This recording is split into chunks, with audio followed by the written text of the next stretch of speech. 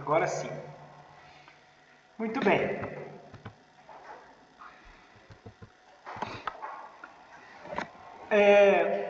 Nós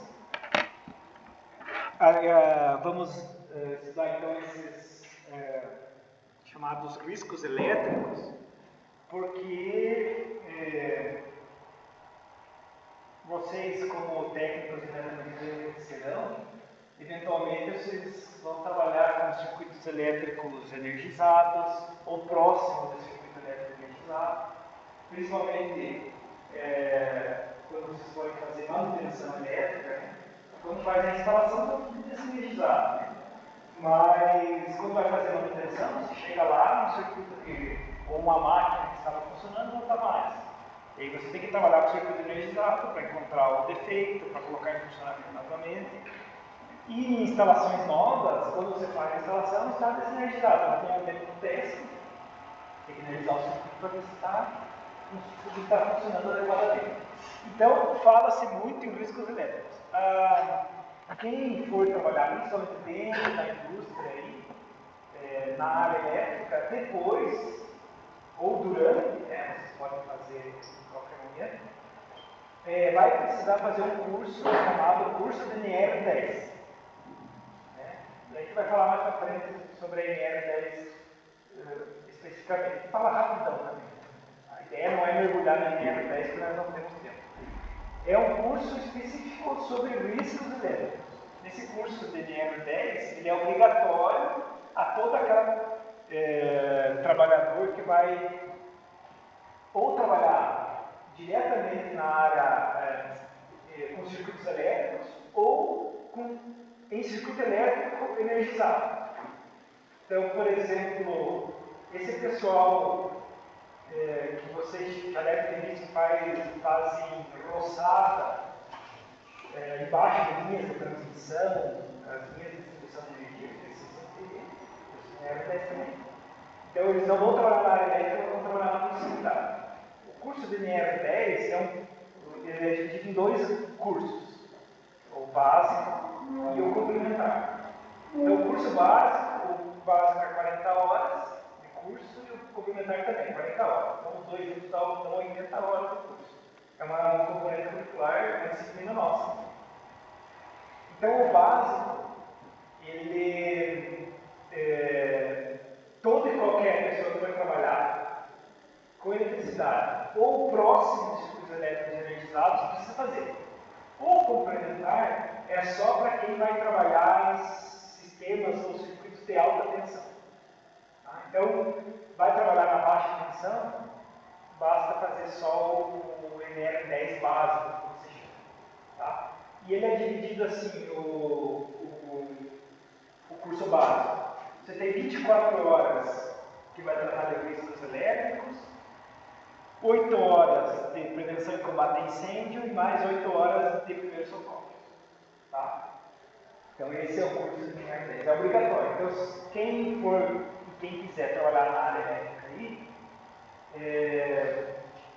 já pode ir se preparando aí para fazer o curso de NR10. Normalmente o Senai, nós também podemos fazer aqui, mas como a gente não tem docente sobrando aí, está faltando na verdade, então a gente não ofertou mais esse curso de NR10. Tá? O Senai com frequência oferta, tá? O básico é 40 horas.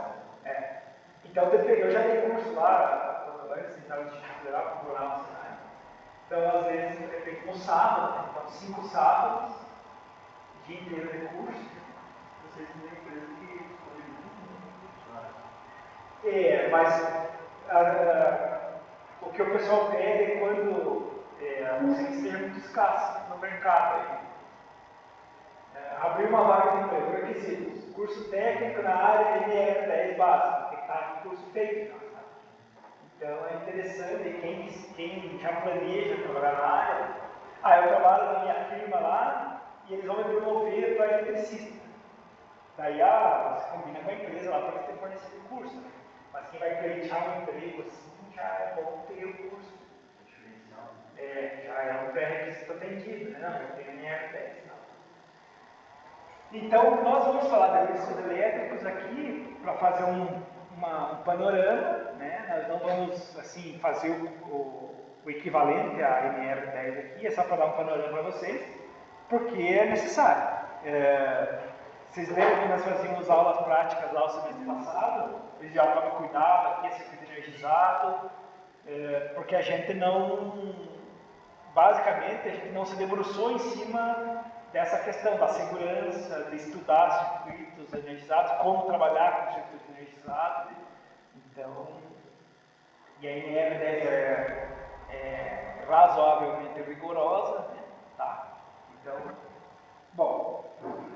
Então ela fala de riscos elétricos e a gente usa esse termo riscos como no dia a dia, como algo comum do nosso dia a dia, não só para a eletricidade. Qualquer risco de acidente de trânsito, risco de queda, risco de assalto, né? A gente sempre fala de risco, mas é importante nós termos um melhor entendimento dessa palavra risco, que não é só a palavra em si. Então, nós vamos falar muito aqui, eu vou falar com vocês nessas breves aulas nossas, e fazer muito paralelo, ou eventualmente algum paralelo com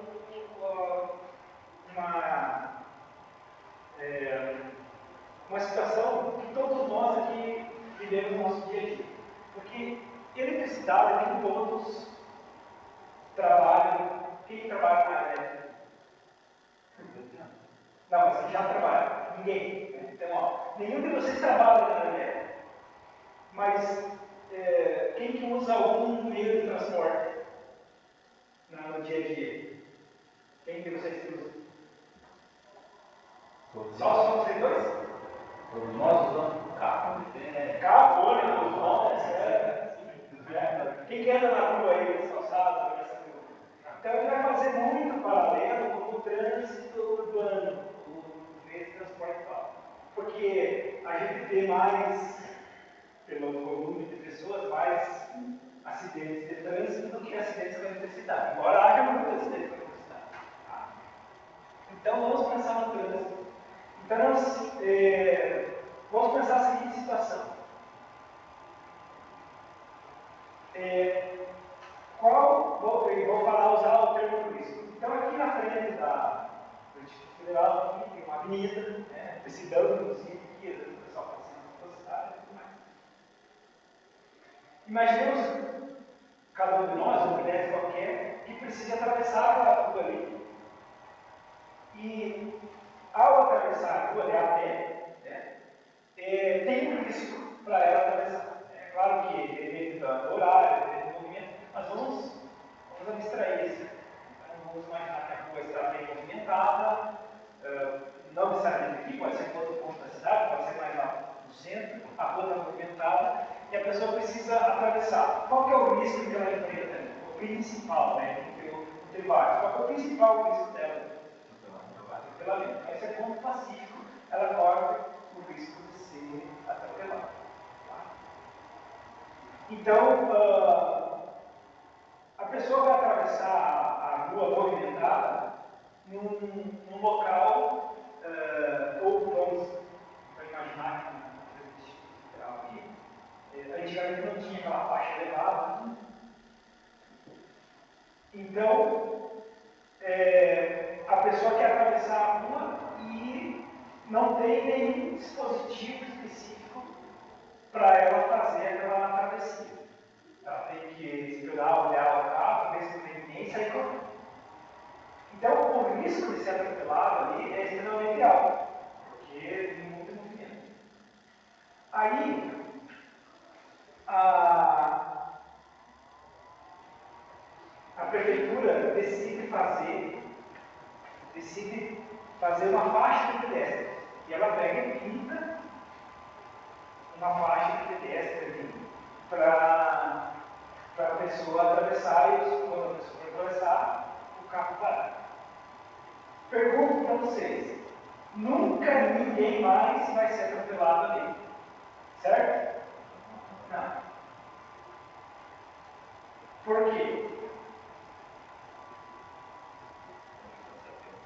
Se o motorista está desatento, o pedestre está desatento, o motorista vai diminuir a velocidade, o pedestre sai, o motorista não vê o pedestre sai correndo ali, né? O pedestre não sequer para ali. Então tá. Então vejam só. A prefeitura pegou e decidiu fazer o quê? Quando ela pinta a faixa do pedestre, qual que é a intenção dela? Diminuir o quê? O risco de atropelamento. O risco de acidente. Muito bem. Olha só o que vocês falaram. Diminuir o risco de acidente. Então, nós precisamos mudar. Eu vou pegar aqui a caneta. Pelo menos por enquanto. Vamos pegar a caneta vermelha. Tirar a palavra risco e colocar a palavra perigo. Então, não há um risco de, embora haja, de atropelamento. Mas qual que é o perigo? O perigo é de atropelamento. É perigoso atravessar a rua e ser atropelado. Então, o perigo existe. Então, o perigo, ele vai existir ou não existir. Ele não existe gradações.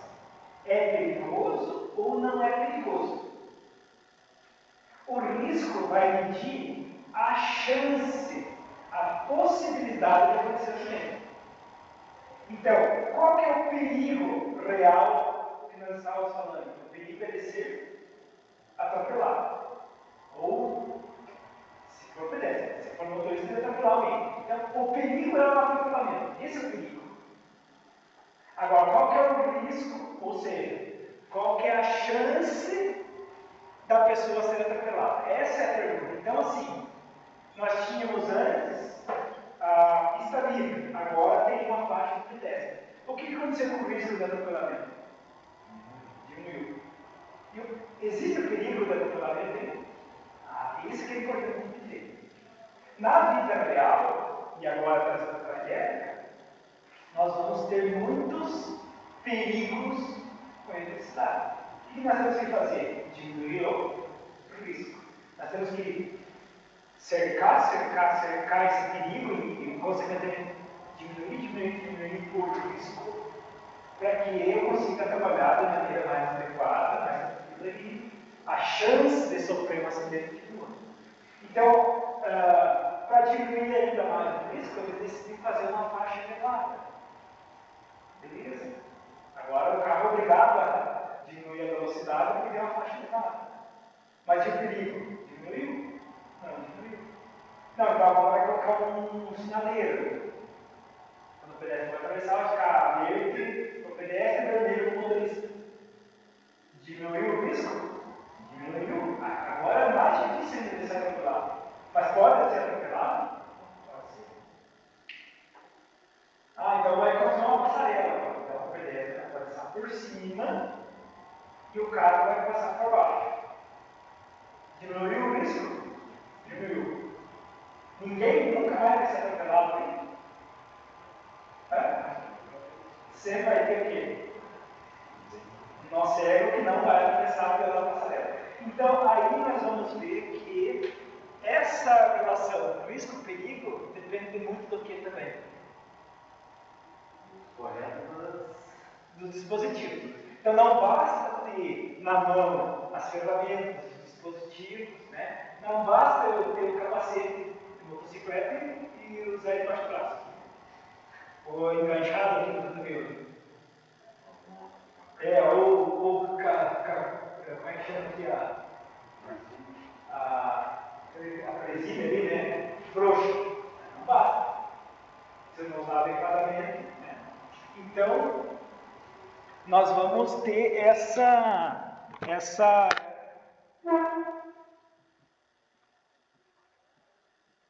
questão. Então, o risco é a possibilidade, tá?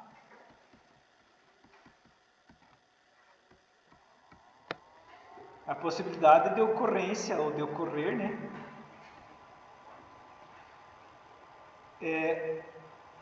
Acidente. E assim, ó, vamos colocar acidente barra doenças, tá?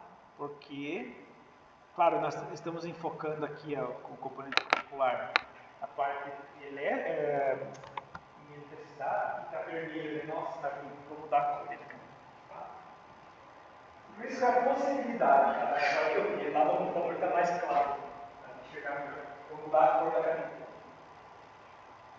O risco é a possibilidade de ocorrência.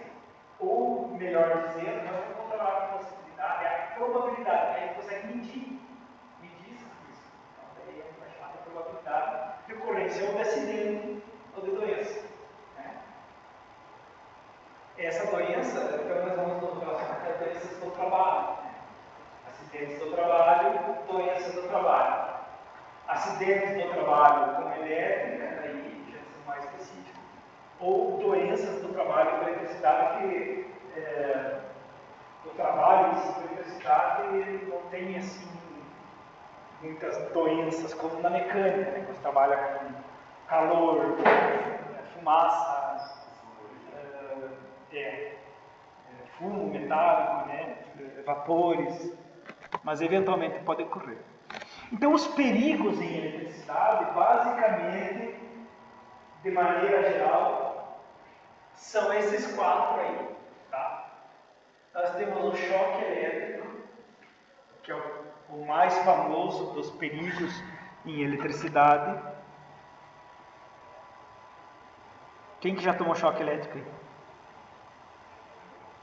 Quem nunca, então, que é mais fácil, eu acho. Quem nunca tomou choque? Só a Angelina que nunca tomou. Ezequiel já tomou choque, Ezequiel? Muito bem.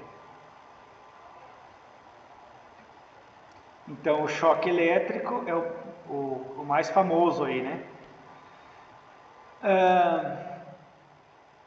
Arco elétrico. Quem que sabe o que é arco elétrico? Alguém sabe o que é arco elétrico? Fala aí. Arco elétrico é o raio de energia que se abre no momento de tensão. Pode ser. Então, a descarga atmosférica é um arco elétrico. Então, arco elétrico, a gente sempre vai chamar arco elétrico relacionando aos trabalhos com eletricidade, é aquele faiscamento que ocorre em circuitos elétricos. Toda e qualquer faísca que a gente vê em circuitos elétricos é um arco elétrico. Na solda também. Na solda também. Aquela solda elétrica, né? Vocês vão ter aula, acho que esse semestre, ou semestre que vem, de soldagem. A solda elétrica, toda e qualquer solda elétrica é um arco elétrico. Só que ali é um sistema controlado. Você controla tensão e corrente de modo que esse arco elétrico fique, entre aspas, do tamanho que você precise para derreter o metal e fazer a soldagem. É controlado, ali um arco elétrico é controlado. Não deixa de ser perigoso. Mas em instalações elétricas, o arco elétrico que ocorre é totalmente descontrolado, entre aspas, totalmente descontrolado, entre aspas. Por isso que vocês vão aprender também, a partir desse componente curricular aqui, a dimensionar e instalar dispositivos de proteção para que esse arco elétrico ou, eventualmente, choques elétricos sejam diminuídos a proporção deles. Então, quando acontecer um arco elétrico, por um defeito na instalação, que gerar todo aquele faiscamento lá, os dispositivos de proteção da instalação entrem em ação e desativem, desligue tudo. Tá? Além disso, nós podemos ter, nos trabalhos de eletricidade, nós temos olha só, perigos de incêndio, né? Então, podemos ter incêndios e, às vezes, nós vamos ter incêndios provenientes de arco elétricos, né? Porque o arco elétrico faz faísca, né? E aí nós temos riscos adicionais, que depende do local onde você, o eletricista, então, está trabalhando. Você está trabalhando na altura, ele pode perceber um choque elétrico e cair. Então, não são eventos, situações separadas. Né? Pode ter um arco elétrico, gerar uma explosão, um incêndio e cair também. A pessoa cair. Ou a partir do choque elétrico, depois do choque, causou um arco, que causa um incêndio e causa uma queda. E a pessoa vai para o lado de cima. Ó. Acontece muito isso. Né? Então, os principais, e é dessa forma que a NR10 lá também trata os perigos e outros riscos com trabalhos em eletricidade. Tá? Choque, arco elétrico, daí incêndio e perigos adicionais. Né? Nós vamos ver tudo isso aí. Tudo bem? Perguntas aí? Tranquilo? Então, choque elétrico, e a gente coloca junto ali, ó, que o choque elétrico, ele é um dos perigos de se trabalhar com eletricidade. Nós podemos ter, a partir do choque elétrico, queimaduras.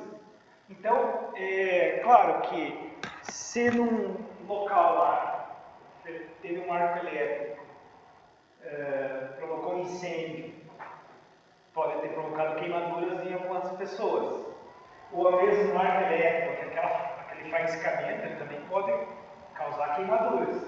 Tá? Então, vocês vão ver que queimaduras está relacionado a vários perigos de se trabalhar com eletricidade. Então, a definição do choque elétrico é uma corrente elétrica passando pelo corpo. Tá? Então, toda a corrente elétrica que o nosso corpo perceber a passagem, nós vamos chamar de corrente de choque elétrico. É um choque. A pessoa toma um choque, né? Então, normalmente, quando você fala isso, já se sabe que é um choque elétrico. E por que um choque elétrico pode causar queimaduras? Porque não encontra ferramenta? Não. Pelo calor, né? Pelo calor? Do arco, né? Não é arco. O arco elétrico é outro perigo. Ó. Então no choque ainda. Por que um choque elétrico pode provocar queimaduras? A corrente elétrica no corpo. Por causa da resistência, não necessariamente. Toda a corrente elétrica, o que ela faz? Qual que é uma das principais características da corrente elétrica? Ela entra e sai, claro, está entrando no corpo e saindo do corpo, beleza? Mas ela gera calor. Ela gera calor. Toda a corrente elétrica provoca calor. Né? E se a corrente está passando pelo corpo, se esse calor ou essa intensidade de corrente elétrica for muito alta, o calor vai ser alto. Se o calor é alto, o que acontece? Tá? Então, normalmente, desses de vocês aí, que tomaram choque elétrico, ficaram com a região do choque vermelha, foi rápido?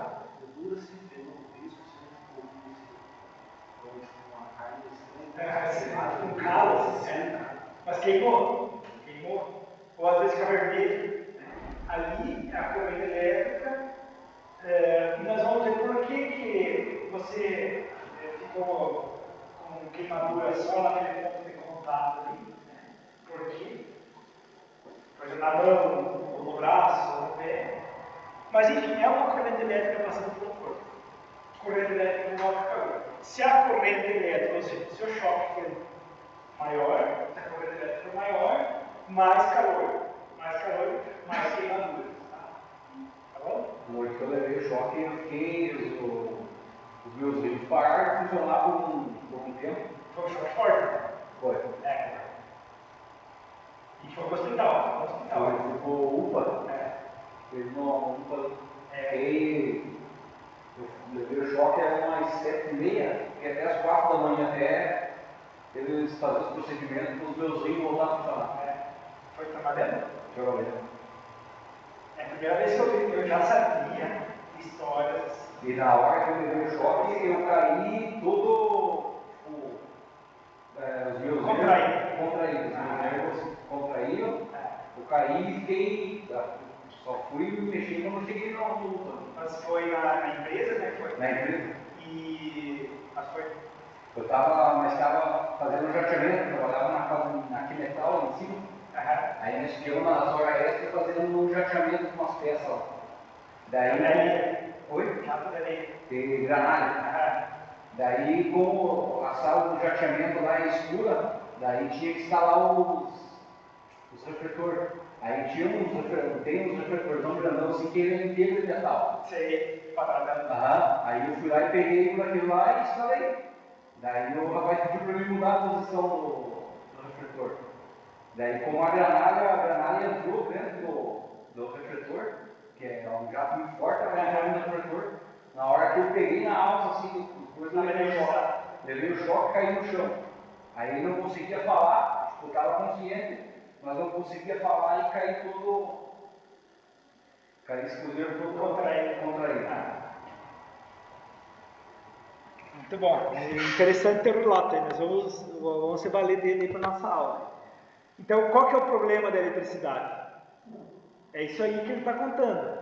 E assim, ó, depois eu vou falar das minhas experiências também, com choque elétrico. Eletricidade, ela é perigosa porque ela é invisível, né?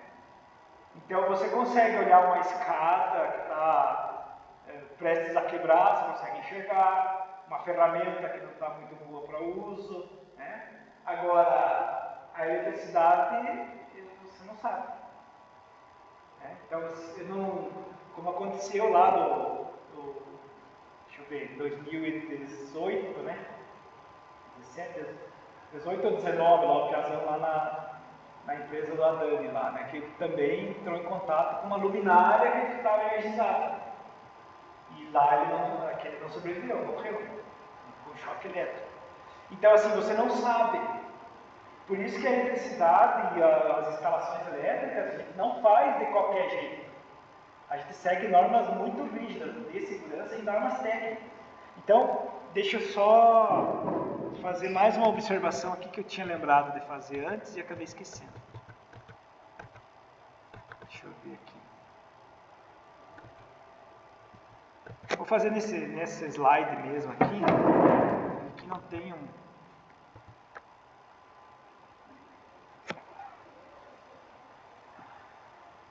que cor de caneta que eu vou usar aqui? Eu vou usar o preto aqui. Nós temos que seguir os padrões das instalações elétricas, atendendo sempre o que solicita as normas. Então, o pessoal prático, eles dizem, isso aí não precisa fazer, isso aí é frescura, porque isso aí nunca dá nada. Então, o pessoal sempre olha assim com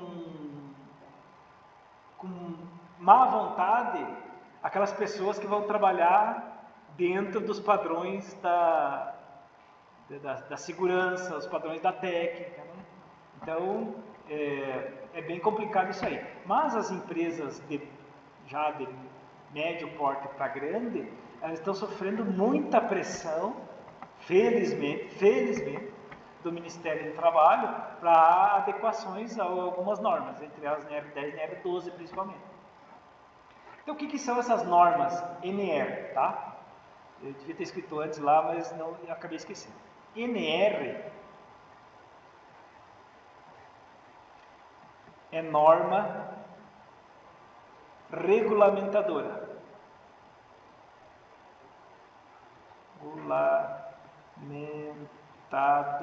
Isso que é importante vocês saberem, tá? Como técnicos aí. Norma regulamentadora. Ela é uma norma agora está separado, mas não tem mais nenhuma norma nova, então ela era norma do Ministério do Trabalho e Emprego. Anotem aí. Quem fiscaliza essas normas é o fiscal do trabalho. Então, recentemente nós tivemos aí empresas interditadas, ou setores de empresas interditadas, porque não atendia a norma de segurança do trabalho. É uma norma de segurança isso aqui, tá? Pode anotar aí.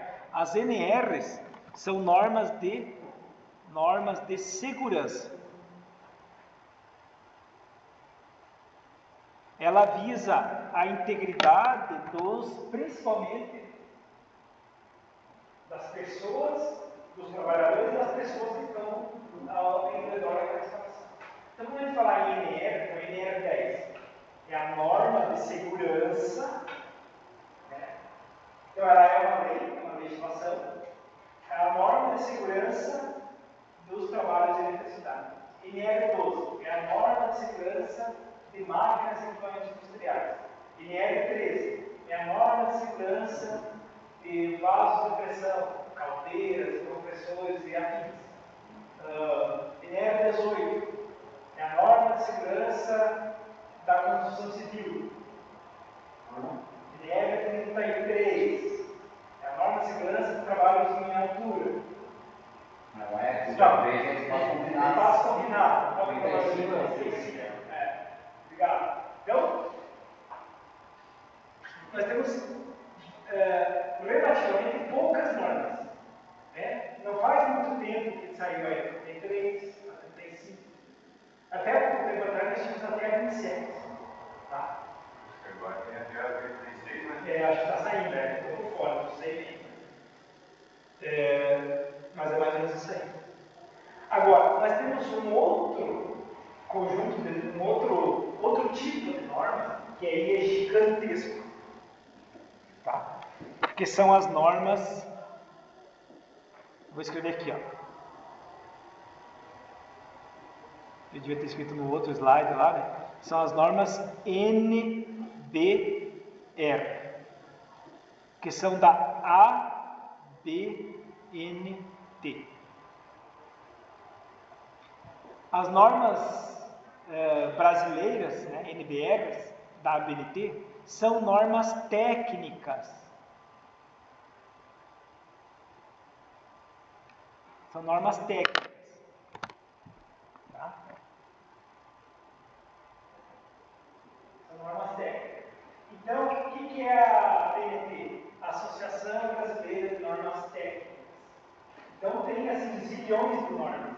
Tá? Zilhões de normas. Por exemplo, existe norma para você fazer trabalho acadêmico, trabalho de aula. O espaçamento, o tamanho da letra, tudo normatizado assim, ter padrão. Então, existe norma para, evidentemente, as instalações elétricas de baixa tensão. Existe norma para as instalações elétricas de média tensão, de alta tensão, de distribuição. Existe norma para a fabricação de eletrodutos. Tem uma norma que os fabricantes de eletrodutos têm que atender, que é para determinar o padrão mínimo de qualidade e de padronização, de qualidade, de segurança. As normas técnicas, elas também contêm aspectos de segurança. Tá? Mas elas não estão relacionadas diretamente à segurança do trabalho. Então, a norma regulamentadora da área elétrica que nos interessa é a NR10, riscos em eletricidade. E quem faz a fiscalização dessa NBR é a INEP, não? Assim, aí depende do que você está fazendo e, por exemplo, vamos pensar assim numa situação mais palpável no nosso dia a dia. Você vai construir uma casa, então você contrata um engenheiro para fazer um projeto. Faz um projeto, né? Um arquiteto faz um projeto civil, né? A gente arquitetônico civil. Depois, esse vai fazer o projeto. Depois você precisa contratar uma empresa ou mão de obra para executar aquele projeto lá, que foi, né? Então, o tamanho das colunas, das vigas, quantidades, que tipo de concreto vai ser usado, como é que vai ser as paredes, o telhado, todo o dimensional para suportar o peso da residência e tudo mais. Né? Tudo projetado aí por cima, para não cair a casa. Aí, na hora que você vai construir, você precisa contratar o mesmo engenheiro ou um outro para fiscalizar a construção, para ver se está sendo feito tudo dentro do padrão. Tá. Esse é o aspecto. Aí, passou um tempo, a tua casa caiu. Caiu a casa, matou alguém. Então vai ter uma demanda judicial, né? Pode ter um processo judicial, você quer processar a empresa que construiu, porque, né, prejuízo e tudo mais. Ou o seguro da casa, vai ter um processo judicial. Então, quando sai o processo judicial, claro, tudo isso é demorado. Né?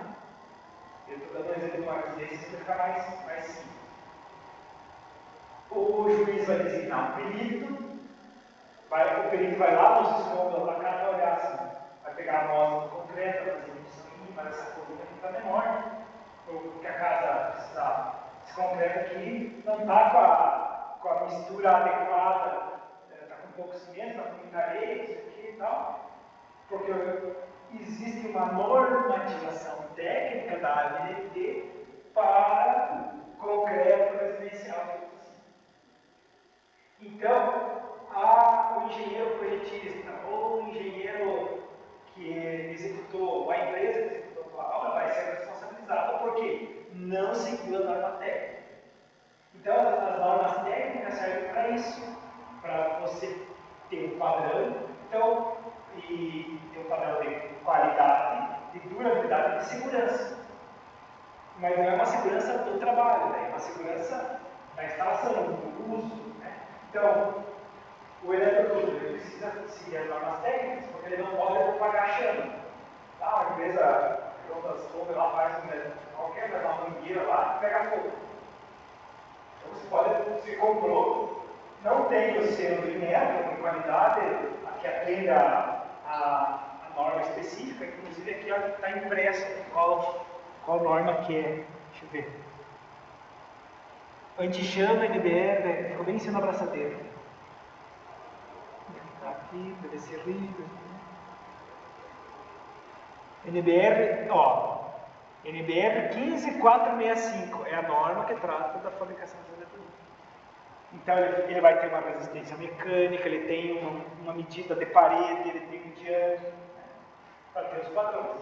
Então a norma que vocês vão enjoar de ouvir a gente falar aí, para as instalações elétricas de baixa tensão, que é aquela que vocês vão trabalhar, é a NBR. Então, se da norma de segurança é NR10, para nós da área elétrica, da norma técnica da ABNT é NBR 5410. É uma norma enorme, né? Enorme. Ela trata de vários aspectos da instalação elétrica de baixa tensão.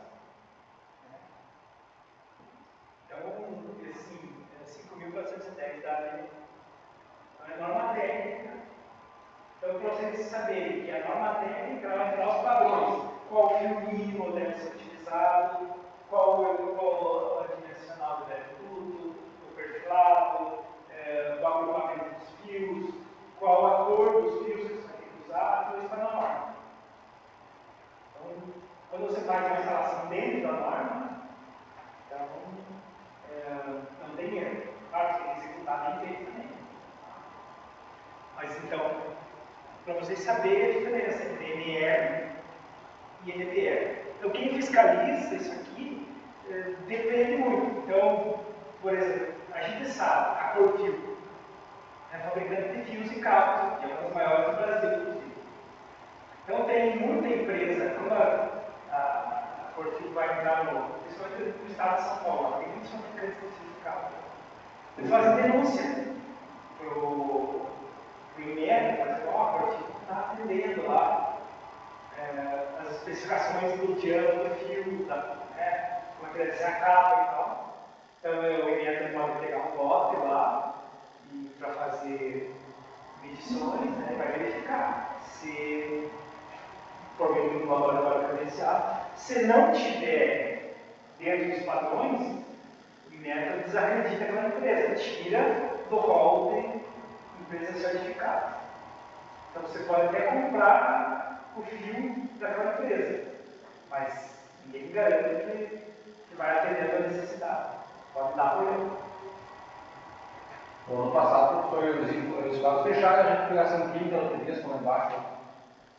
Por causa da NR12? Por causa da NR12. Não, teve várias empresas aqui em Caçador que tiveram ou setores totalmente fechados, máquinas. Não, essa máquina não pode trabalhar enquanto você não readequar ela a uma outra norma que é NR12. Só que a INR, quem fiscaliza, é um fiscal do trabalho mesmo. Então ele tem poder para isso. Então, ele coloca lá. Inclusive, o choque que eu levei foi em função disso. Nós estávamos trabalhando de noite para poder cumprir o prazo estabelecido pela MPE lá. Ministério do Trabalho. Eles colocam prazos e assim não entra ninguém. Eu sei de uma empresa aqui que o fiscal interdita só o turno. Só o turno. Não estava na INR. Então a empresa precisa usar o turno, não pode. Posso? Não, você pode usar lá, pode jogar o lacre, quando o fiscal voltar, multa. Multa pesada, assim, 1 milhão, 2 milhões, 3 milhões de reais. Não é multa de 100 pila aí. Tá? Então, aí ela é preguiçosa, a energia elétrica. O que ele quer dizer quando fala que ela é preguiçosa? O nosso sistema elétrico, ele é um sistema que usa neutro lateral. Então, o nosso neutro, que vem da rede de alimentação, lá na origem, então aqui o nosso neutro aqui na tomada. Onde é que é a origem do nosso neutro vestido?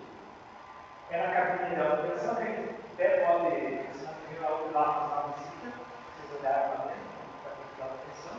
Lá tem um transformador. A gente recebe 23,8 kV, rebaixa para 380 e 320. Então, desse transformador que tem lá dentro, sai o neutro. Sai as 3 fases, né? 380 volts, como vocês já mediram no semestre passado, e sai o neutro fase 220. Qualquer uma das 3 fases com o neutro vai dar o famoso 220 volts. Então, nas nossas residências é algo semelhante a isso. Só que o transformador está numa cabine fechada no instituto. O transformador não posta. Então, está a alta tensão passando lá, vem no transformador. Do transformador vai sair 3 fases e um neutro. Então, na nossa residência, na maioria das residências aí, o que é mandado para a residência? Uma fase e um neutro, daí para outra residência, a outra fase com o neutro, a terceira fase com o neutro. Para ir equilibrando, vai ficar só uma carregada. Esse neutro, lá no transformador, no poste, ou aqui dentro da cabine, ele é na terra, ele é para referenciar o neutro na terra. Então, ele é uma vantagem técnica, porque eu posso ter um neutro daí de bitola e diâmetro menor, porque na origem, na fonte de energia ele está aterrado, aqui na minha casa ele está aterrado, então a terra ela fica sendo o ponto de referência de neutro do meu sistema. Então, qual que é o problema aqui?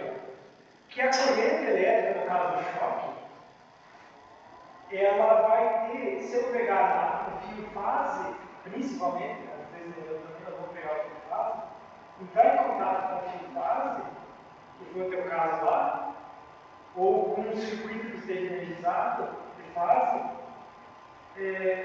aquela corrente elétrica vai cair para a Terra. Porque a Terra é o ponto de referência. É o meu ponto neutro, que o meu sistema lá na origem está afetado. Então, quando eu me contato com a Terra, né, e faço um outro contato com uma parte ionizada, por que a corrente elétrica vai seguir o fio? Ó, é preguiçosa. Por que ela vai seguir o fio e ir lá na origem, voltar lá na origem, quando ela pode, uma parte dela pelo menos, né, encontra um nó aqui e descer aqui já. Então, ela vai procurar o caminho de menor resistência, e como eu posso fazer um contato entre a fase e o neutro, eu estabeleço entre fase e neutro uma diferença de potencial aqui, faço uma ligação. Se tem uma diferença de potencial e eu fiz uma conexão elétrica, vai ter uma corrente elétrica. Correia, jogadora de borracha, ela é tipo 100% isolada, né? Borracha. A pergunta é muito boa.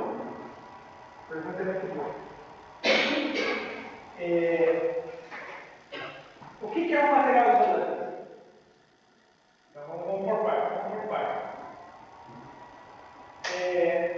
O plástico é isolante? Sim, não. Tá. Então, eu vou pegar um plástico, esse plástico aqui. Isso aqui em plástico. Né? Fazer uma luva aqui e vou ali no fio fase. Vou encostar ali. Então, eu pego no chão e vou encostar no fio fase. Ali, 220 volts entre fase e neutro, tá? E terra também, né? Mas desde o ponto de vista neutro. Então, vou pegar ali. Vou tomar o choque elétrico. Acho que os primeiros segundo não. Os primeiros o quê? Segundo acho que não. Ele vai aguentar um pouquinho esse plástico. Ele é muito fino, né? Olha aí, ele é fino, né? Uma corrente de 220, uma camada. Não, 90 não. Dessa 220, eu acho que ele é muito fino. Tem resistência pouco. Bom, a tua observação é boa. Na verdade, eu já fiz esse tipo de teste. Ele é plástico assim, a tensão 220 é baixa. Não vai. Mas o raciocínio é esse. Agora, se fosse em vez de 220 volts, 2.200 volts, será que esse iria lá? Mas não é plástico? Igual? Não é plástico? 22.000 volts, então. Será que isola?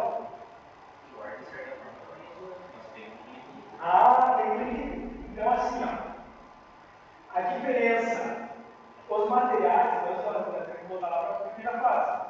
Os materiais, eles são mais ou menos resistivos.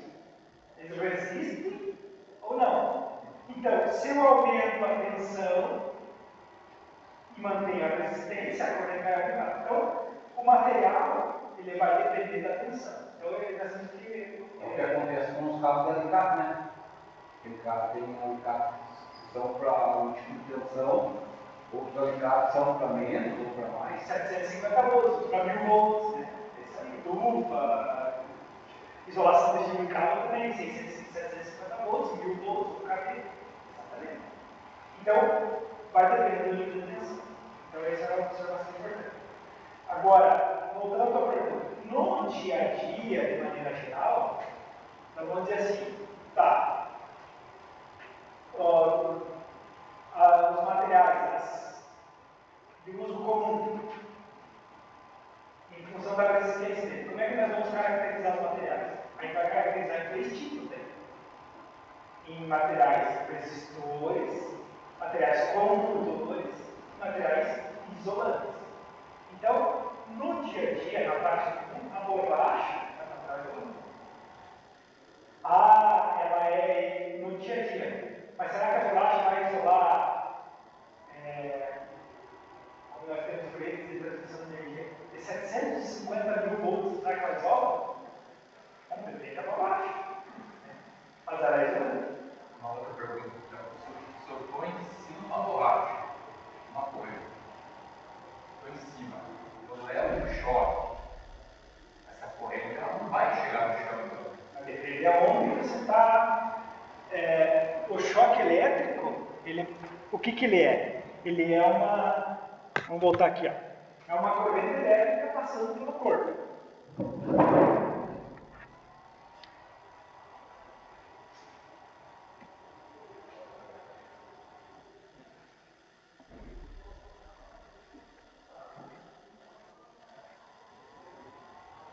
Então, vou esticar o braço do colega aqui. Ó.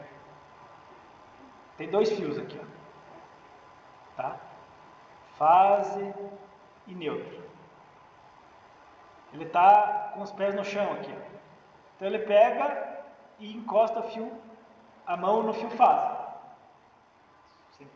Sei lá, encostou lá. O fio nu, alguma coisa. Então a corrente elétrica vai entrar pelo braço, pela mão e vai sair na perna aqui. Ó. Então vai tomar um choque elétrico. Ah não, mas eu coloquei uma borracha aqui agora. O que a borracha faz? Isolou. Então ele não fecha mais o circuito. É um circuito aberto agora. O circuito está aberto. Eu tenho uma diferença de potencial entre a fase e o terra aqui, né?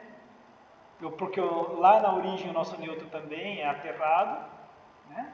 Tem uma diferença de potencial? Tem. 220 volts, 110? Tem. Mas entre a terra e o meu pé tem uma camada de borracha. E não necessariamente tem que ser um tapete de borracha. Pode ser um calçado, né? Ou uma luva. Que é o exemplo do plástico aqui. Agora, ele está com calçado isolado, tá? Ou está em cima desse tapete de borracha que você falou, e faz isso aqui, ó. Uma mão na fase e a outra mão no neutro. A corrente elétrica não vai mais fugir para a terra aqui, ó. Ela vai sair de braço para braço. Então ele vai tomar choque? Vai tomar um choque elétrico. 13 kb é bastante, professor. É, muito. Nossa. O rapaz, ela levou um 13 kb, pegou o corpo dele. É 13 kb, 13 mil volts. 13.8 kb, né? E ele estava com sapatão de ferro ainda. E sobreviveu? Sobreviveu. É. Só que, tipo assim, aqui as palmas, os mãos dele, tiveram onde o choque tentou sair, sabe?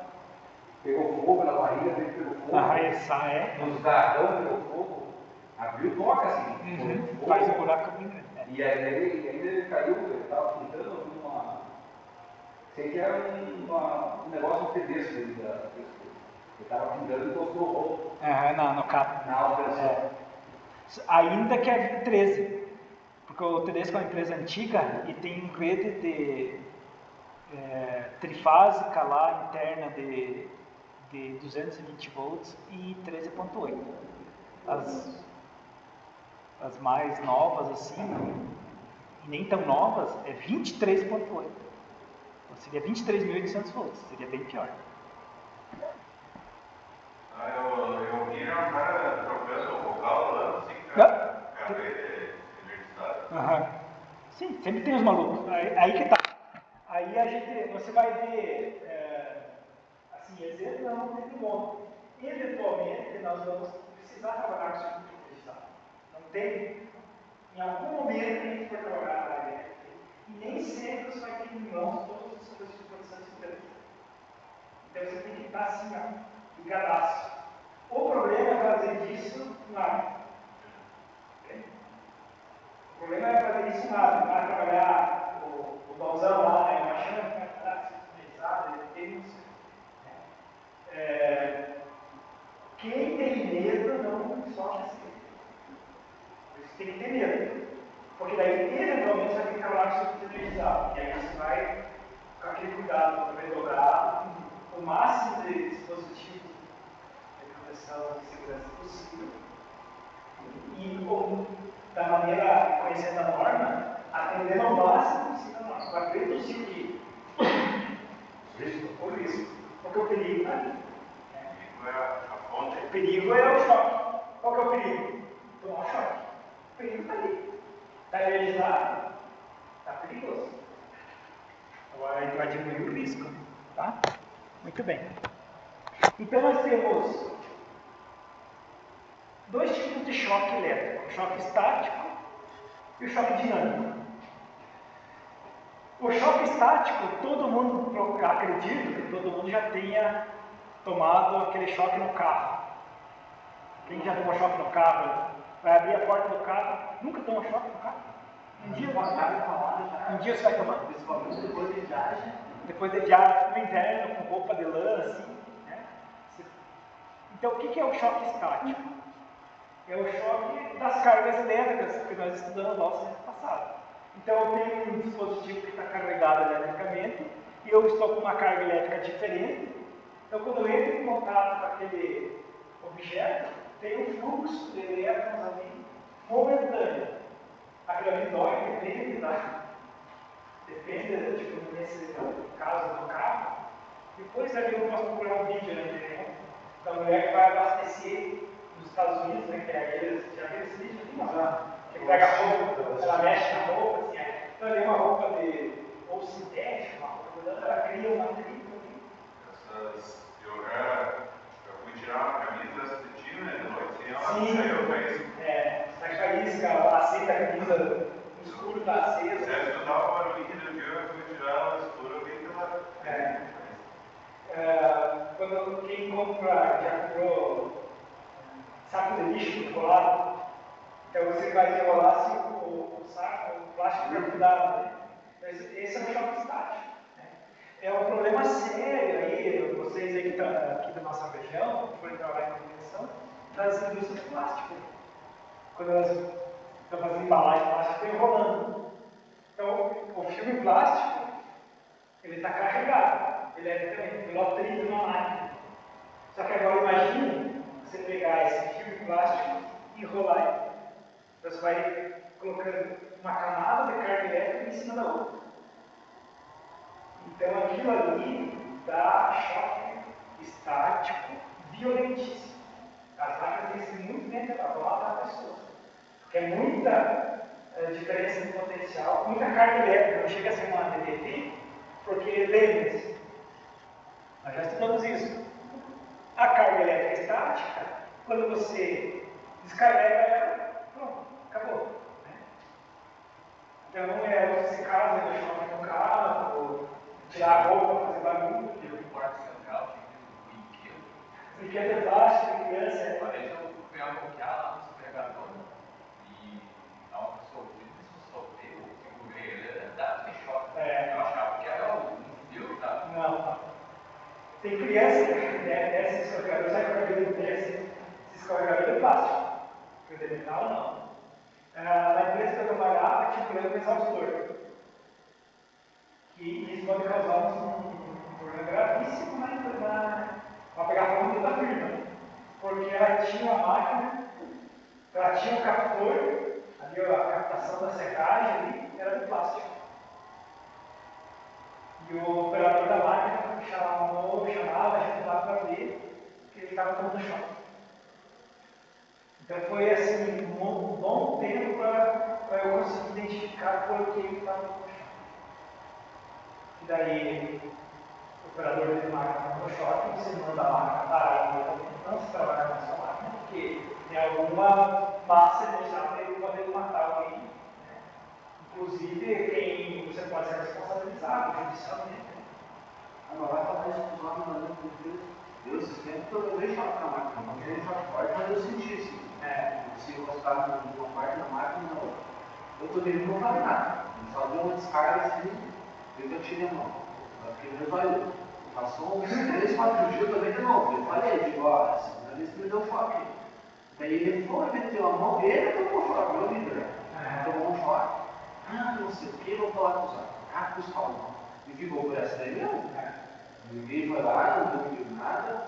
Esse é o problema, porque eu falo agora, e falando para vocês também, como profissionais da área elétrica. Porque se for trabalhar, vocês aí, imediatamente você tem que parar, mandar parar.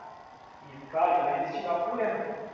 Porque porque você pode ser responsabilizado. Eu chamei o técnico aqui, você podia continuar trabalhando. Morreu a pessoa lá. Então, enfim, que a máquina, daí eu fui investigar, fiquei lá investigando, testa, aí compra, ela faz os testes, faz medição, verifiquei se tinha fuga para a carcaça, não tinha.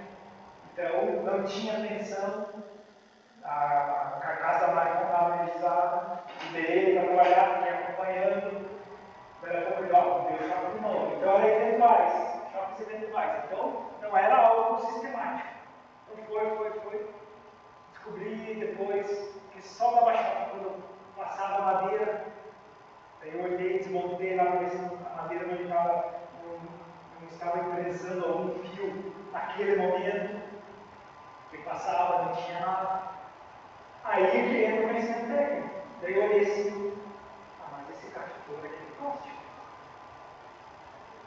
Quando vamos aos porcos, é um ar em alta velocidade. Então a serragem saía em alta velocidade, batia no plástico. Carregava, ficava carregado do objeto.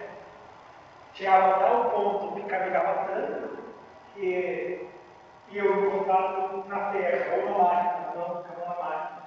E eu lembro, ele deu uma descarga lá, e no captura ele estava um choque.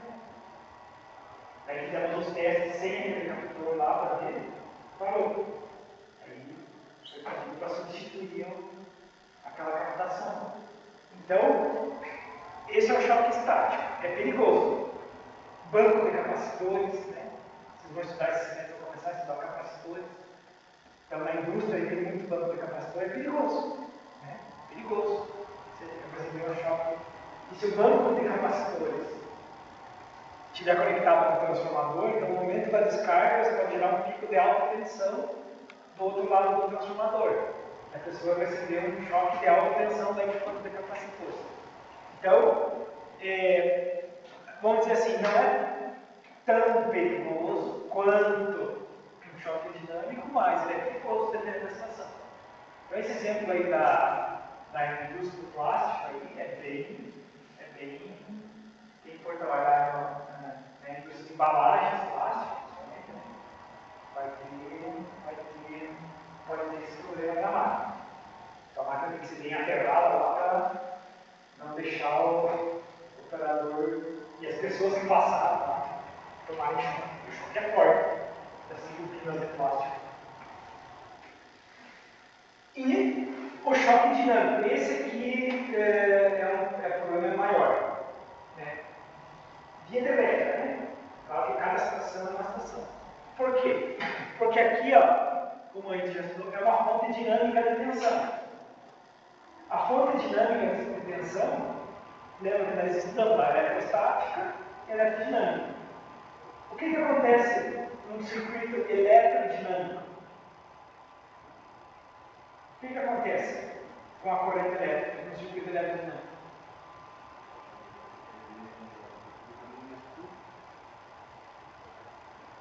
Vamos falar das cargas elétricas. O que acontece com as cargas elétricas aqui na eletrostática? Descarga elétrica, né? Ela equilibra. Pronto. E aqui, o que acontece com as cargas elétricas no circuito dinâmico? Elas continuam se movimentando. A fonte é dinâmica. Então ela continua fornecendo tensão e corrente elétrica. Então, no caso da tensão aqui alternada, nós vamos ter uma fonte aqui que continuará, então não é só um momento e descarregou e pronto. Se você mantiver o contato elétrico no circuito, você vai continuar recebendo descarga elétrica. Tá? Então, o choque elétrico, ele aí classifica nesses dois tipos aqui, né? O dinâmico e o estático. Tá?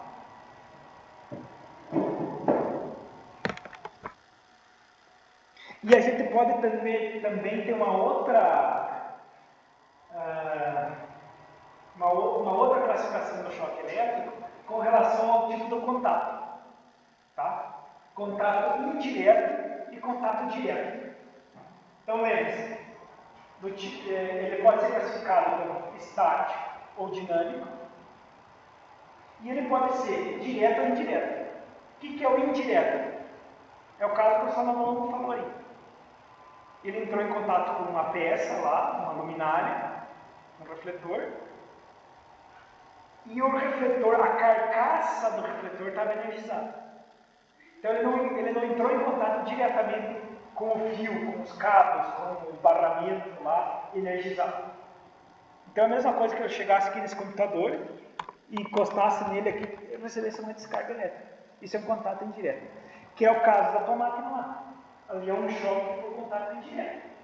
É muito perigoso isso aí. Muito perigoso mesmo. Bom, você viu aí. Por pouco, né? Por pouco, porque paralisar rim é gravíssimo. É gravíssimo. Tá? Então, o contato indireto é esse aqui, ó. É contato com partes, com estruturas que não pertencem ao circuito elétrico, mas que estão energizados. Normalmente, circuitos metálicos. Circuitos metálicos. Tá? E o contato direto, como o próprio nome já disse, eu vou entrar em contato com uma parte energizada. Então, um fio lá que está nu, sem cabo, né? Aqui nessa sala não tem, no laboratório nós abrimos o painel, o quadro, e tinha um barramento lá, um disjuntor, então aí seria um contato direto. Então, se aquele quadro estivesse energizado e eu recebesse um choque, o quadro, a parte metálica, é indireta. E lá dentro, o circuito energizado mesmo é contato direto. Vou fazer uma professor, então no caso de uma rede que faz, depois que ela sai do transformador, se você pegar a fase rara, você não vai um choque. Toma. Se você estiver isolado. Então, você não pegou dentro desse conceito. Pegou com duas luvas, vamos supor. Não, vamos imaginar o contato direto. Direto. Fase e fase. Sim. Calma. Nossa. Meu Deus. Mas eu já tinha mas como eu estou fase e fase, eu daria, vamos supor, na mesma linha. Ou não? Na linha que eu não é? Se falar da mesma fase? Não, o senhor falou que são 3 fases. E o meu? Isso. Você pega na primeira e na última fase. Isso. Quantos outros tem? 220. Depende. Aqui no nosso sistema, depende do local, né? A TDS vai ter parte lá que vai ser fase 220, depende. Né? Nós vamos pegar o sistema padrão aí. Fase dá 380. O que é o choque elétrico? Você vai encosta no. Você fecha o circuito, O que é o choque elétrico? Estamos Corrente olhando. elétrica que circula pelo corpo. Corrente elétrica que circula pelo corpo. Isso é um choque. Tá? Quais as condições necessárias para que haja corrente elétrica? Circuito fechado. Fechou? Pegou nas duas, fechou o circuito. Qual outro? Fuga de Deus, não. Vocês foram aprovados, né? mas para ver. Imagina não. Perdoado. Quais as condições para que haja, de novo, o que é um choque elétrico? Se há uma corrente, quais as condições necessárias para que haja uma corrente elétrica? Diferença de potencial e circuito fechado. Ou tensão. Tem tensão? Tem. Tem circuito fechado? Nesse caso aí. Então vai ter corrente? Vai ter choque? 330 volts, meu Deus. É um choque de tamanho. Muito forte. Ele faz. Tem. Depende aqui no nosso sistema combinado. Por exemplo, tem indústrias que tem maquinário mais pesado que você vai diminuir as correntes elétricas na tensão. Então, por exemplo, eu sei que empresas fase.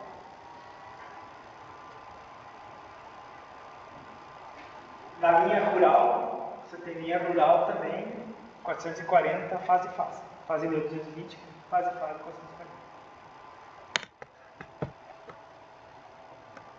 Tudo bem? Tranquilo, né? Muito bom. Eu não sei que hora é, gente. Não, já está mais. Não está na hora. Quando nós tivermos esse caso aí da tua máquina, uma carga energizada, o caso do refletor, a carcaça energizada. A minha máquina tem um grande exaustor também. Porque na minha opinião, eu acho que dá um grande exaustor. Porque tem dias que, em questão assim, de 20 centímetros, eu olho para a ele está me puxando isso mesmo.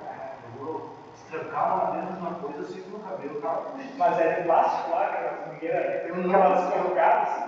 Na verdade, aquela corrugada normal é boa, não passa. Tem duas daquelas, tem uns que é um produto cinza. É muito estranho. Não sei que material é aquele lá. Mas é um plástico. É, quase um plástico. É essas mangueiras que dão uma problema. Mas isso aí é estático, porque é o atrito em alta velocidade da serragem. Mas dá um momento naqueles que eu não vou deixar. Bom, quando nós tivermos esse caso aí de uma carcaça, uma máquina, um objeto que não deveria estar energizado e está, máquina não está pronta. Hoje em dia é mais carcaça plástica e tal, é menos mal ainda. Mas pega uma mais antiga, por exemplo, sei lá, né? Tem aquela caixa metálica e está energizada, o invólucro dela. Então vai dar um choque por vontade de elétrica. Isso aí a gente chama de falta elétrica. É um objeto que está energizado e não deveria. Isso chama-se falta. Falta não de faltar, é falta de fazer falta, de algo indevido. Então você vai jogar bola lá e fizer uma falta em você. Uma falta é algo que não deveria acontecer. É uma falta grave. Então, nesse caso, vamos chamar de falta elétrica. E podemos ter correntes de falta. Tá? Correntes de falta. Por isso que nós estamos usando duas técnicas. Corrente de falta.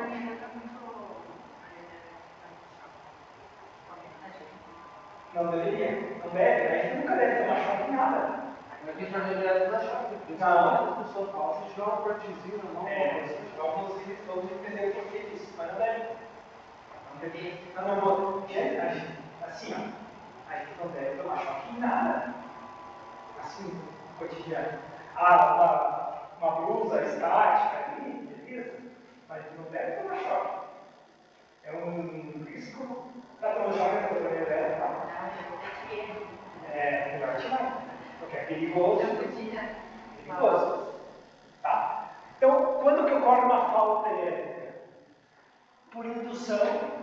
Então, quando nós temos um circuito elétrico energizado, um circuito elétrico desenergizado, ao lado de um circuito energizado. Então, se esse circuito tiver uma alta tensão, pode induzir cargas elétricas no outro. Ou se esse circuito aqui tiver altas correntes, pode induzir magneticamente, lembra? Indução magnética no circuito próximo. Tá? Então, podemos ter então falta elétrica por indução, falha no sistema de isolamento da máquina, a máquina tem uma roupa muito antiga lá, está muito sujo de objetos lá, os isolantes dela está com umidade, está sujo, e está dando fuga de corrente, ou seja, vamos ter uma falta elétrica por problema do sistema de isolamento da máquina. Tá? Normalmente, o sistema de isolamento ele vai entrar em falta ou em falha quando for. Não é pela idade dele, é muito velho, não. É porque já perdeu as propriedades, ou por excesso de calor, ou por muita sujeira, tá? Ou foi quebrado, danificado. E aí, consequentemente, falhas de manutenção, então, limpeza também é manutenção. Então, vocês vão ver sistemas de automanutenção, periodicamente, você tem que ir lá fazer limpeza dos isolantes, dos isoladores, das buchas colocadas na frente dos postes, ali, né? Não aquelas dos postes, mas essas que estão dentro da cabine de automanutenção, que ficam em cima dos transformadores, periodicamente nós devemos ver a indústria fazer manutenção. O que é? A manutenção pré-aperto, parafusos e limpeza. Né? Falha no aterramento. Tá, então a torneira elétrica está no chão. Está com falha no aterramento. Ah, mas lá em casa nem tem aterramento para falhar. Tá bom, está com falha na instalação. Pois é, agora eu consigo fazer pergunta. O meu precisa ou até uma reunião especial? Não. Não? Assim, ó. O neutro, ele é aterrado lá no origem para fazer uma referência ao sistema elétrico. Nessas instalações antigas, e eu já fiz isso, e lá em casa, que quando nós fizemos a instalação foi antes da norma atual, bem antes, inclusive, eu usava o neutro como técnico. A NDR 5410 prevê um sistema de aterramento que nós vamos ver mais para frente aqui, que você pode usar o neutro como aterramento também. É previsto isso na NDR 5410. Mas nas instalações novas, você não faz nenhuma instalação sem o terceiro tipo de aterramento. Então, uma instalação antiga, você não tem aterramento. E aí existem polêmicas. Né? Tem gente, eletricistas, engenheiros, que defendem. Então, na tua casa, não tem aterramento. Não. Posso aterrar por exemplo neutro? E eu, a Alisson, vou dizer assim, faça isso. Mas tem gente que diz que não. Que é preferível você fazer um aterramento específico para a torneira. Tá? Existem alguns inconvenientes de você aterrar no neutro, tá? Mas eu prefiro fazer no neutro do que deixar. Porque até no chuveiro também tá. Não pode. Por isso que eu me dei pergunta na cabeça, porque geralmente o chuveiro, a pessoa nem viu o teto, viu? Bom, a pessoa que a parte Eu, ou instalador, né? Então, assim, por isso que vocês estão dando muito técnico. A partir de agora, principalmente a partir desse componente particular, vocês nunca mais vão deixar neutro solto, aquele verde e amarelo solto, senão afetar. Porque é uma segurança. É possível aterrar no neutro, mas tem algumas condições necessárias. E eu não sei se é nessa apresentação da semana que vem, eu vou mostrar para vocês.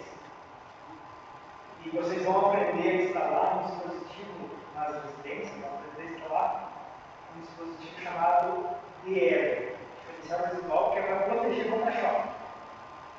Então, residências que têm o DR, você não pode aterrar no neutro. Então, instalações novas. Se é obrigado, então não na casa. Como? Se é obrigado, então não. O aterramento é obrigado a ter uma rede de aterramento. Então, como aqui nessa tomada, tem só dois, tem três. Então, instalações novas, você não faz mais só fase neutra. Fase neutra e o aterramento, na verdade, está chamado de proteção. Aterramento é o nome, é que nem voltagem. Né? Fase neutra e proteção, que é o fio verde ou verde e amarelo. Então, assim, é uma casa antiga que não tem o DR lá preocupado, esse DR, esse dispositivo. O que eu faço? Eu vou dizer até então, assim, essa é a diferença entre estuda e faz curso técnico e tal, para quem faz é para chega de fora. Vocês vão ver assim, ó, pena, não pena, gente. Claro, tem vai ver o professor, né? Mas nós íamos fazer, vocês iam aprender demais, vão aprender com certeza, sobre a instalação elétrica residencial. O que é? Porque uma instalação elétrica, ela tem alguns requisitos a serem atendidos. Primeiro requisito de todos, funcionar.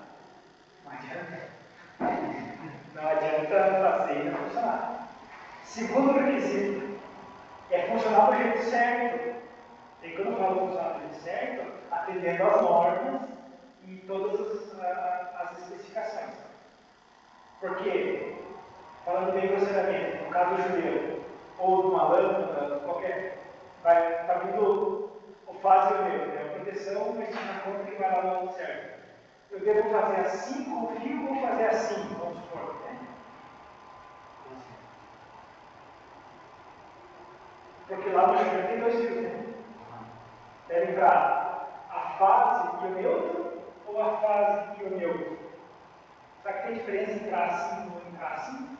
Uma lâmpada, tem diferença entre eu entrar aqui e fase aqui ou entrar aqui e aqui? Pois sim. E outros equipamentos, será que tem? Eu acho que no equipamento não faz diferença, mas caso leva a norma. Olha aí, ó. Então, a instalação tem que funcionar. Para estar certo, ela tem que funcionar. E ela tem que estar correta. Porque se eu inverter, vai funcionar. Vou colocar assim, funciona? Funciona. Mas está certo? Não vai estar certo. Então, a ideia é essa, que a gente ensina a vocês do jeito certo. Existe o jeito certo de fazer. Não é só, a instalação não pode só funcionar. Claro, o primeiro precisa funcionar. Não adianta fazer tudo certinho e não funcionar. Então tem que funcionar. Mas tem que ser do jeito certo. Então, além desses três pontos de conexão da tomada, tem o lugar certo para o neutro, tem o lugar certo para a proteção, tem o lugar certo para a fase. Não é qualquer jeito.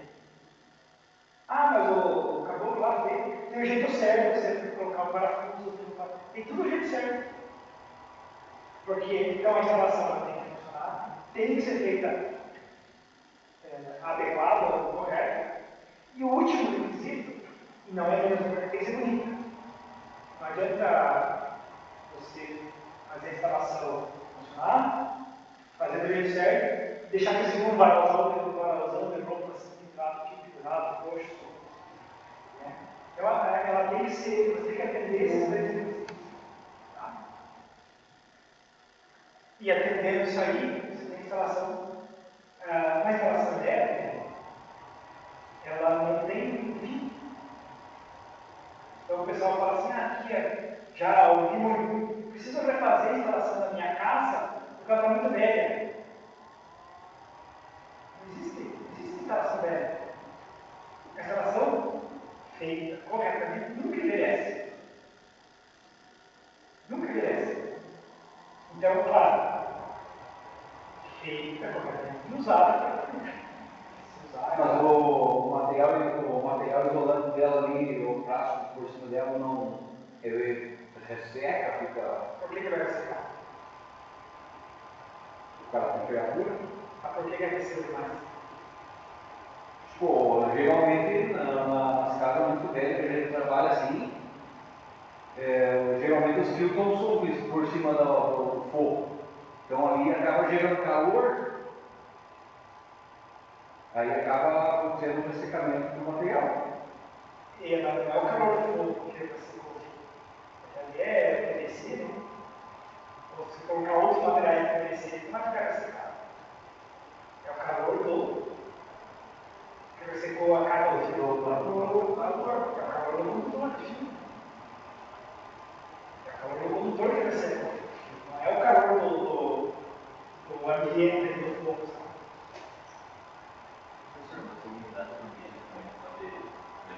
Mas claro, mas é isso que eu estou dizendo. Você tem que fazer uma instalação que o ambiente muda. Tem que entender isso. Você tem que prevê que a instalação vai ter uma corrente de, sei lá, 40 amperes, o teu kit tem que suportar 40 amperes mais um percentual lá de margem. E aí, assim, a instalação, ela vai ser, a vida útil dela, no caso, vou pegar o fio de cabo, ela é eterna se você fizer a instalação adequada e se você usar adequadamente.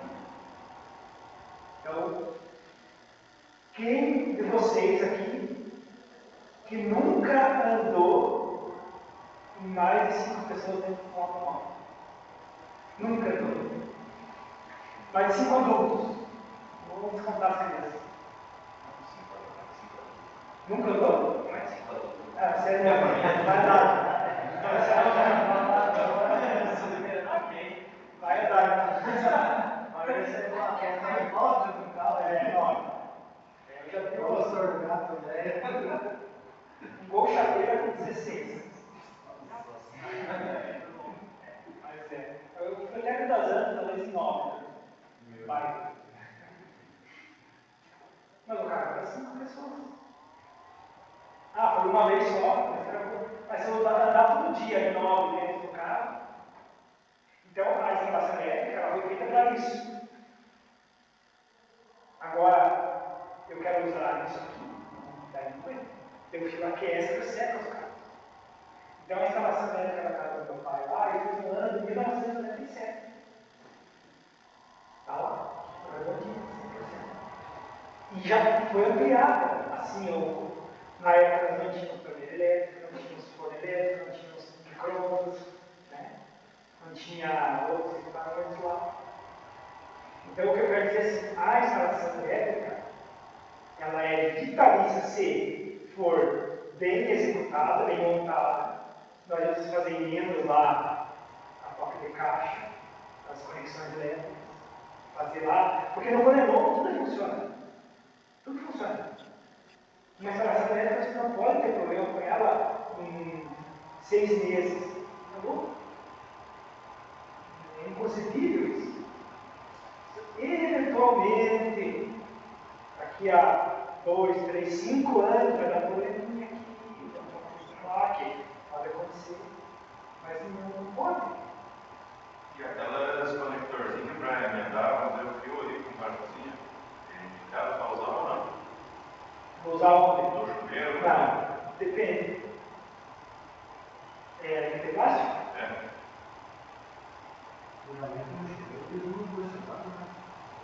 Mas tem um problema assim do porcelana. Eu, lá na minha casa, aquecia o fio ali para emendar o chuveiro ali, eu comprei esse aí. Mas aí já estava mal feito. Na verdade, eu até aparei o fio de novo e emendei. Não, você emendou de volta. Eu coloquei de novo e continuou aquecendo ali. Aí você emendou o conector e emendou o braço. Agora eu coloquei esse conectorzinho, mas não aqueceu. É que a emenda não estava bem feita. Não pode ser também a grossura do tudo, não, né? Pode. Mas você estava. É que ali na emenda mesmo, a emenda não estava bem feita. Faz parte desse componente curricular, você também emendar. O chuveiro é um caso muito problemático. Esse conector de plástico, quando eu usava, eu uso, eu tiro o plástico. Deixo só a parte sedimentária, faço a conexão e faço a isolação depois. Porque aquele plástico, na maioria dos casos, é a corrente é muito alta ali e aquece mais. Agora, esse de porcelana também está vindo bem bagaceiro. E ele, o metal, ele é fino. Então, dependendo conforme se aperta, ele quebra o metal, racha o metal lá embaixo. É muito fino. Então, você tem que olhar se vai quebrar. Porque não é só o invólucro de porcelana. O invólucro de porcelana é menos. Você pode tirar fora. O importante é que você tenha uma boa conexão, porque mau contato, conexão mal feita, ele se torna uma resistência elétrica e vai gerar mais resistência dentro do som. E que pode gerar não falta. Tá? Beleza? Querem fazer o intervalo? Vamos fazer, né? Fazer um intervalinho aí.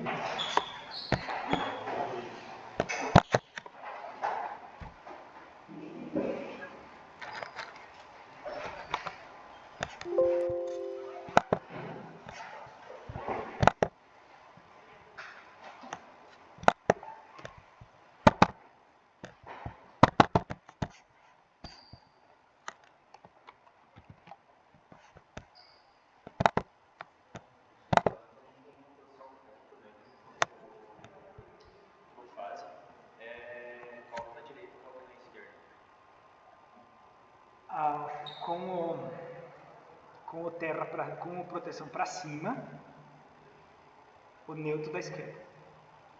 A posição correta é o proteção para cima. É o neutro da esquerda. Ele é marcado dentro da tomada.